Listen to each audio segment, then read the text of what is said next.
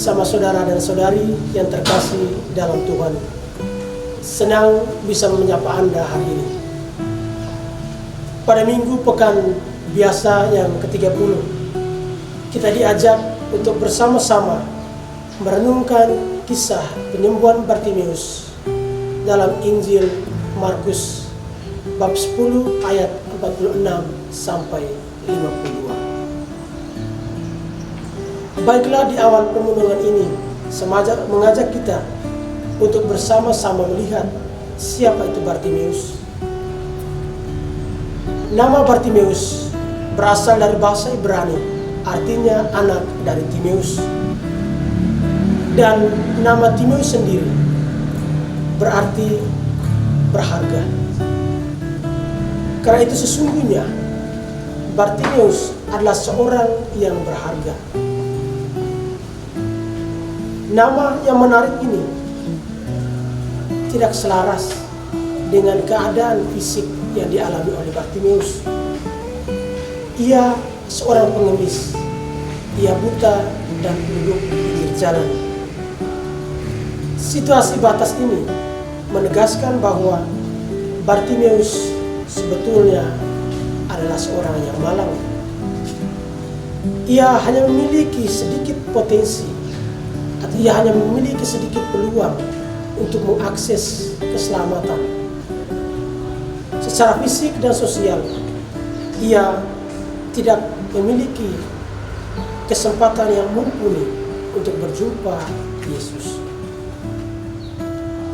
Sekalipun demikian, ada hal yang membuat Bartimeus berharga di mata Tuhan, yakni ia memiliki iman dan pengharapan yang kuat. Iman itu ia tunjukkan dengan melantangkan permohonan, Yesus anak Daud, kasihanilah aku.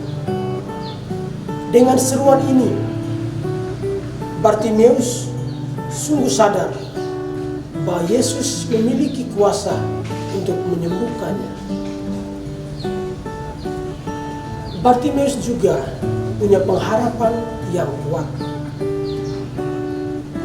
Hal ini ia tunjukkan dengan keteguhan hatinya menyerukan nama Yesus, sekalipun banyak orang menegurnya supaya diam.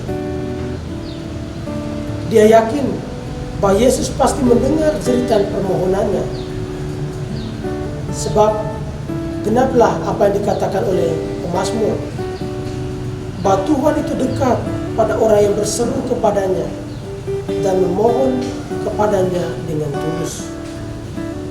Ia menyenangkan hati orang-orang yang takwa. Ia mendengarkan seruan mereka dan menyelamatkan mereka.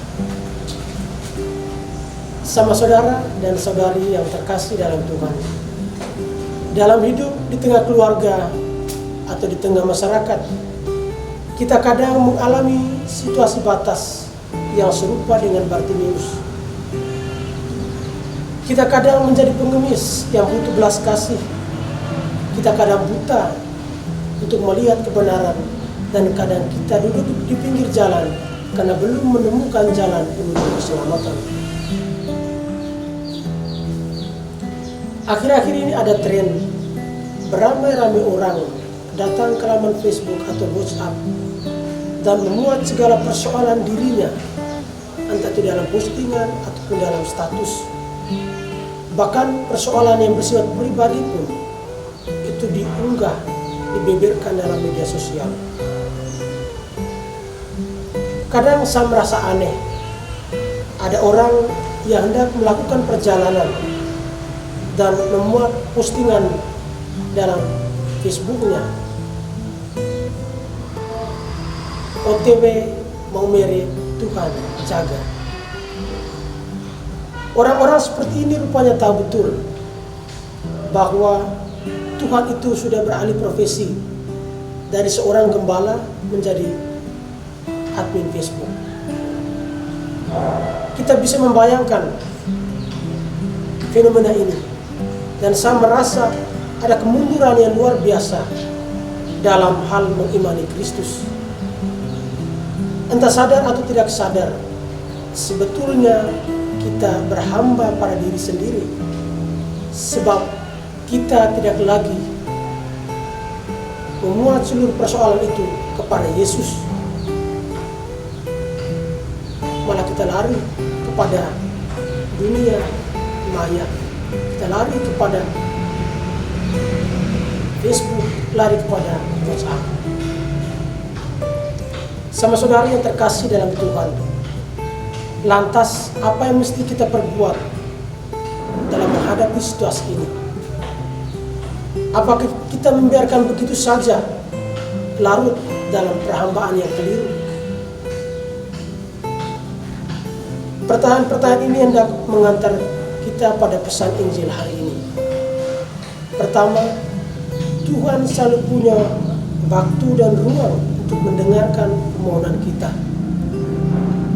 Nah, mungkin kita bertanya, kapan Tuhan punya ruang dan waktu untuk kita? Jawabannya yakni ketika kita menemukan tempat dan waktu yang layak untuk menghaturkan syukur, untuk berdoa kepada Tuhan. Karena itu dalam doa malam wajib, dalam doa-doa bersama dalam keluarga, peran Ekaristi adalah tempat atau laman yang tepat kita memposting seluruh permohonan kita kepada Tuhan. Kedua, milikilah iman hanya pada Tuhan Yesus.